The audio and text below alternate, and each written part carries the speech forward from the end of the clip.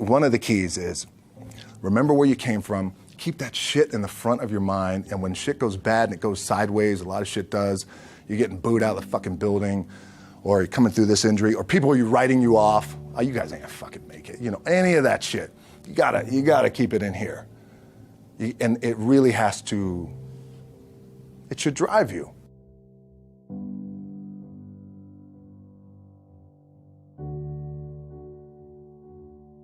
This idea and this notion that you could be anything you want and you can accomplish anything you want, right? We hear that. You've heard that from the time you were little boys. You hear that now. You're already incredibly accomplished. You can win an NBA championship, MVP of the league. You could become president. You could become governor. You could be in entertainment. You could do Charles, and you could do Shaq. You could do that. You could do whatever you want to do. You guys know that. The thing that has worked for me is to remember the hard times. So, and I'm sure you guys all have your processes. And again, I'm going to tell you what's worked for me. So before a big movie comes out, before back in the days when I was wrestling with WWE, a WrestleMania match, anything big that would happen, I would always take a moment and I'd just remind myself, all right, I was evicted when I was 14. We were kicked off the island. We couldn't live in Hawaii. Had no place to live. A lot of shit happened. Then when I moved to Nashville, I was arrested multiple times by the time I was 16 years old. Like, I remember that. If I were playing on this team, which my skills are, what's that term? Oh, the shits. So I never play. But before I lace up, before I get on the court, before I play in these big games, before I go to the Staples Center, where history is there, those are historic walls there at the Staples Center. I would remember that, and it allows me then to be present in the moment and understand, holy shit, the stuff I have around me right now, this is the shit that I dreamed of when I was a kid. I am here. I played for University of Miami, played for great teams. Warren Sapp, Ray Lewis, they were my teammates. They were balling. Warren Sapp was playing tight end that time. I was starting defensive tackle. Yeah. They moved him over to D-line. And he looked at me, he's like, yo, dude, I'm gonna take your spot. And I said, you ain't taking my fucking spot.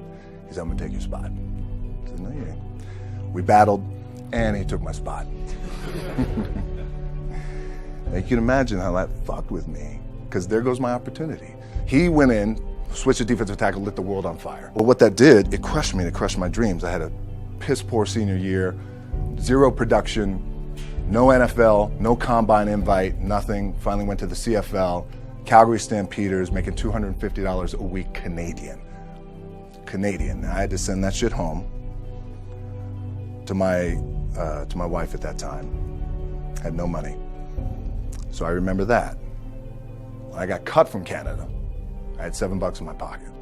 And I always tell that story. So now my production company is $7, advertising agency is $7, everything is $7. So I always remember that. What helps me is to keep the hard times in the front of my mind, because it allows me to go into these big moments that I've worked my ass off, and you guys have worked your ass off. It allows me to go into these big moments with a different perspective. What it also does for me, and again, this is what works for me. Like, I keep my back, excuse my language, my back is up against this motherfucker every day. It's against this fucking wall. Excuse my language, ladies in the room.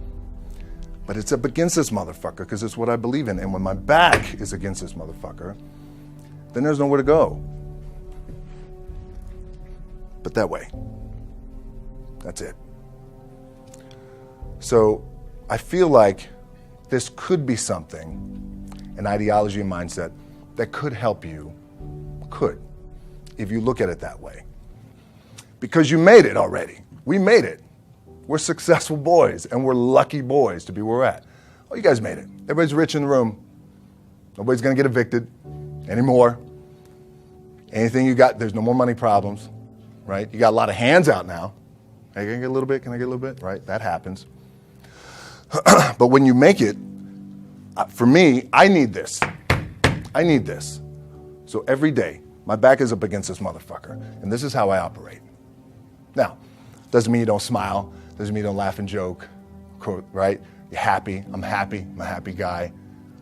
But when it comes to business and when it comes to executing, it's up against this.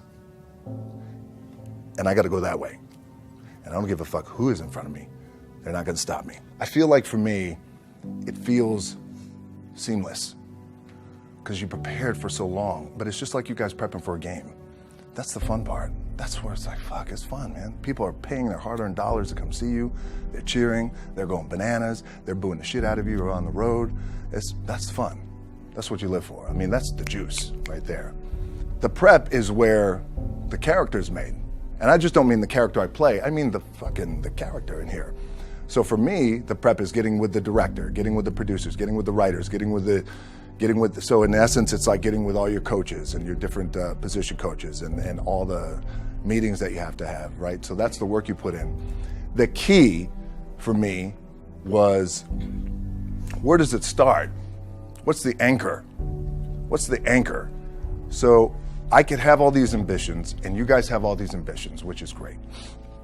It's important. I'll play this role, you'll play that role.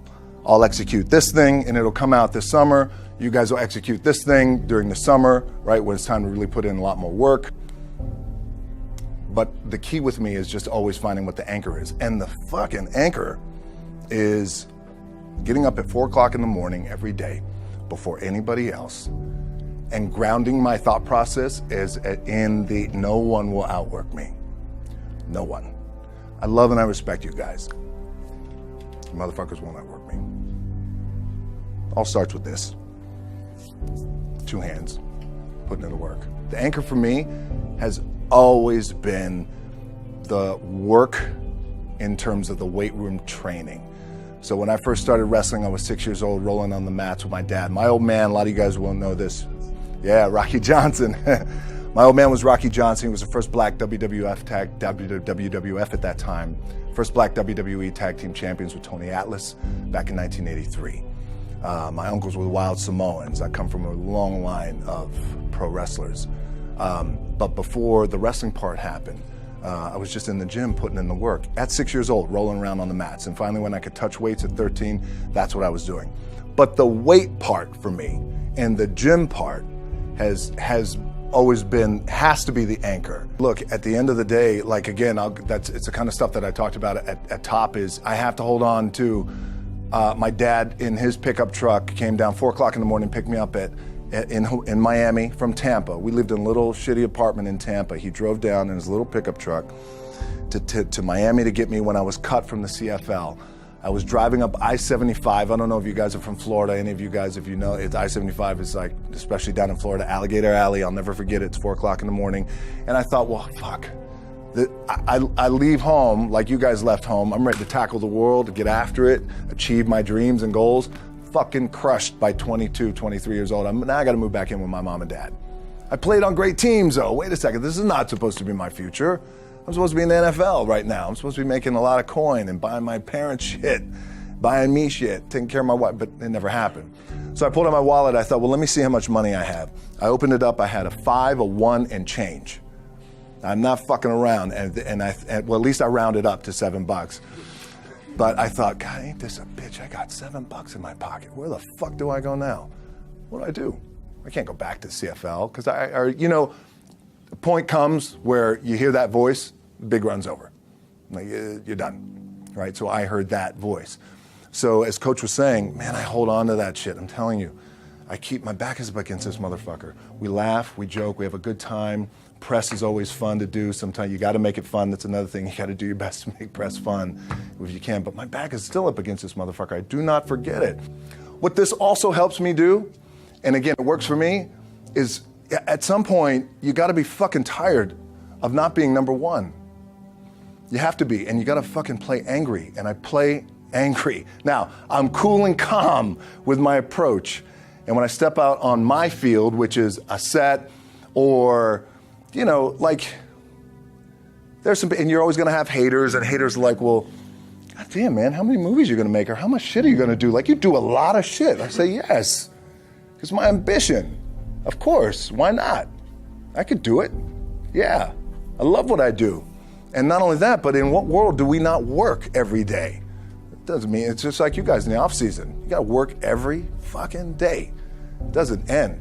My back is up against this thing, you know, and I started to play angry, by the way, and I still play angry. My last match, Brock Lesnar, transitioned, and I realized if I had to be great at something, I wanted to be great in this world of Hollywood and movie making and producing and entertainment, I had to commit, and like you guys have to commit. Obviously, you commit to something, commit to the goal. So I quietly retired. 2 years later, I thought, what the fuck did I do with my career? Because my movies were not doing well. I was written off. I was like, it was around 2006, 2007. I was like, God damn. I left, I pulled a Jim Brown. I left when I was on top, like #1 in the wrestling business, and I left. It was a ballsy, gutsy, some call it stupid move, but I had to commit and I had to follow what was in my gut. And at that time, I'll share this with you guys, and Will Smith is my boy, and I sat down at that time with the agency I was with, and they said, what do you want to accomplish? I said, I want to accomplish the world. I want the world, and I want Will Smith's career, and I said, and I mean this respectfully because I know he's here at this agency with us, I want to do it bigger and better. And they looked at me like I had 3 fucking heads, and they were like, okay.